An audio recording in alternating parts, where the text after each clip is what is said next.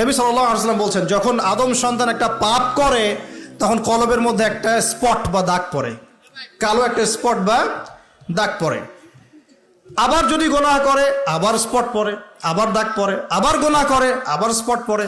গোনার উপর গোনা করতে থাকে পুরো কলবটা কালো কুচকুচে কুৎসিত হয়ে যায়, দুর্গন্ধযুক্ত। কলব পরিষ্কার করার জন্য আমি কয়েকটা ফর্মুলা বলে দিই আগে, এটা সবার জন্যে। এবং বিশ্বাস করেন, এখন আমরা সমাজে যারা বসবাস করি বেশিরভাগ আমরা মৃত কলব নিয়ে বসবাস করি, বেশিরভাগ। যদি কলব জিন্দাই হতো তাহলে হক বাতিল চিনতে পারতাম না। যদি কলব জিন্দাই থাকতো তাহলে কি দুনিয়ার এই মোহের মধ্যে ব্যস্ত থাকি? যদি কলব জিন্দা থাকতো সারাদিন তাহলে দুনিয়ার ফিকিরে ব্যস্ত থাকতে পারি। যদি কলব জীবিতই থাকে তাহলে কাউকে দাফন করার পরে দুনিয়াবি খোশ গল্পে কেউ মত্ত হতে পারে। যদি কলব জিন্দা থাকে তাহলে কেউ মানুষকে ঠকাতে পারে, মাপে কম দিতে পারে, কেউ কি গোপনে পাপ করতে পারে, কেউ কি অন্যের সম্পদ আত্মসাৎ করতে পারে। কলব জিন্দা থাকলে কেউ সুদ খায়, কলব জিন্দা থাকলে কেউ জেনা করে, কলব জিন্দা থাকলে কেউ এরকম নোংরা কনসার্টে যেতে পারে।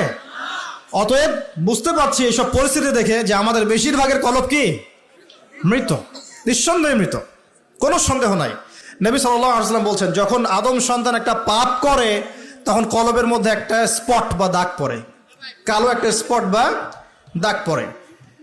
আবার যদি গুনাহ করে আবার স্পট পড়ে, আবার দাগ পড়ে, আবার গুনাহ করে আবার স্পট পড়ে। গোনার উপর গোনা করতে থাকে পুরো কলবটা কালো কুচকুচে কুৎসিত হয়ে যায়, দুর্গন্ধযুক্ত। অনেস্টলি বলেন তো দেখি, অনেস্টলি বলেন যে আমাদের কলবগুলো এখন এরকম না? আমরা কন্টিনিউয়াসলি পাপ করি না?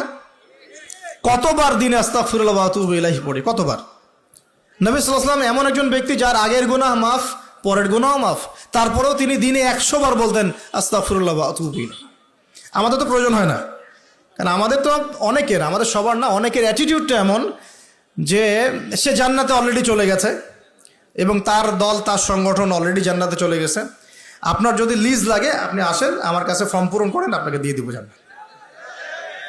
এমন অ্যাটিটিউড নাই? আচ্ছা, এই অ্যাটিটিউডটা কিন্তু ইহুদিদের দর্শন। ওরা এরকম মনে করতো যে আমরা আল্লাহর সিলেক্টেড বান্দা, ইলেক্টেড বান্দা, যদি জাহান্নামে যাইও তাহলে অল্প কয়েকদিন থাকবো, তারপর বেরো চলে আসবো। হ্যাঁ, এই কথা সূরা বাকারায় আছে, পড়ে দেখেন তো। দেখুন প্রিয় ভাইয়েরা, কলব পরিষ্কারটা সবচেয়ে ইম্পর্টেন্ট জিনিস। এখন মানুষ বলতে পারে সুফিজমের আলোচনা করছে। হ্যাঁ, সুফিজমের আলোচনা করছি কিনা তা জানি না, তবে আমি আল্লাহর ইহসান নিয়ে কথা বলছি। কি নিয়ে কথা বলছি? হাদিসে জিবরিলের মধ্যে 4টা প্রশ্ন করা হচ্ছে। কটা প্রশ্ন?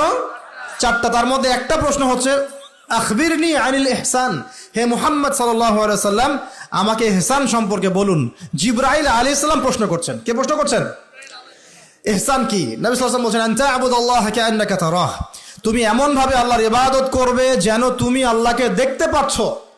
ওয়া ইল্লাম তাকুন তারাহু ফাইন্নাহু ইয়ারাক, তুমি যদি আল্লাহকে দেখতে নাও পারো জেনে রাখবে যে আল্লাহ পাক তোমাকে দেখছেন।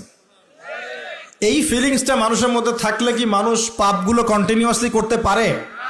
যদি পাপ হয়েও যায় সেটা তওবা করে ফিরে আসবে, তাই নয় কি? আচ্ছা, এখন দেখুন কি করতে হবে। এক নাম্বার বলছি যে অন্তরটাকে পরিচ্ছন্ন করতে হবে। পরিচ্ছন্ন করার জন্য প্রথম কাজ কি?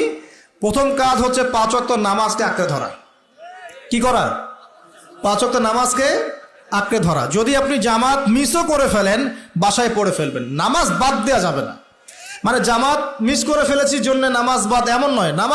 জামাত মিস হয়ে গেছে, আচ্ছা হয়ে গেছে, ঘুমিয়েছিলেন বা মনে ছিল না বা ব্যস্ত ছিলেন, কথার কথা যখনই সময় পেয়েছেন, মনে পড়েছে, ঘুম থেকে উঠেছেন, নামাজ পড়তে হবে, একাই পড়তে হবে। বাদ দিবেন আজকে থেকে? বরং আমরা চেষ্টা করব ইনশাআল্লাহ জীবনে যে নামাজগুলো কাজা হয়ে গেছে সেগুলো যেন হিসেব করে আদায় করে দেয়া সম্ভব হয়, এটাও চেষ্টা করা উচিত। আল্লাহ পাক তৌফিক দান করুন। এক নম্বর নসিহত, নামাজ ছাড়া যাবে না। কারণ একটা হাদিস যথেষ্ট। নবী সাল্লাল্লাহু আলাইহি ওয়াসাল্লাম বলেছেন যে মান তারাকা সালাতান মুতাআম্মিদান ফাকাদ কাফারা, যে ব্যক্তি ইচ্ছাকৃতভাবে নামাজকে ছেড়ে দিল সে ব্যক্তি যেন কুফরি করলো। কি করলো? কুফরি করলো। মুআজ বিন জাবাল রাদিয়াল্লাহু আনহুর হাদিসে এসেছে নবী সাল্লাল্লাহু আলাইহি ওয়াসাল্লাম বলেছেন মান তারাকা সালাতান মুতাআম্মিদান ফাকাদ বারিআত মিন জিম্মাতিল্লাহ, যে ব্যক্তি ইচ্ছাকৃতভাবে তার উপর অর্পিত ফরজ নামাজ ত্যাগ করলো সে ব্যক্তি আল্লাহ পাকের জিম্মেদারি থেকে মুক্ত হয়ে গেল, তার উপর আল্লাহর কোনো জিম্মেদারি নাই। প্রথম নসিহত, যদি অন্তর পরিচ্ছন্ন করতে চাই নামাজ।